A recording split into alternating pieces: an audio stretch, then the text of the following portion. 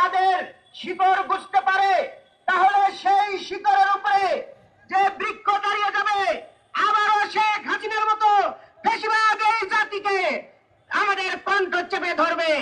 আমাদের এই ধরনের ফ্যাসিবাদকে আমরা কোনোভাবেই এগিয়ে যেতে দিতে পারি না।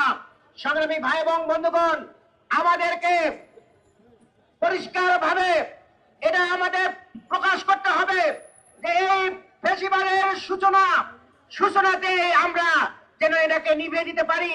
আমরা বলবো আজকে সংসদে 2/3 মেজরিটি পাওয়ার পরে আপনারা গণভোটকে বাতিল করে দিচ্ছেন।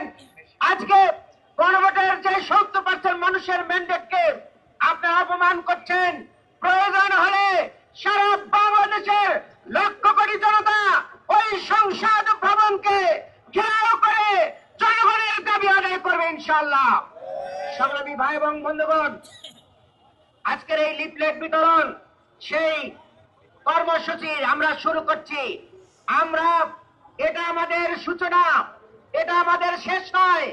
আমরা গণতান্ত্রিক ভাবে এই আন্দোলন সূচনা করব এবং গণতান্ত্রিক ভাবে আমরা জনগণকে সাথে নিয়ে আমাদের এই আন্দোলনের কর্মসূচি এগিয়ে যাবে।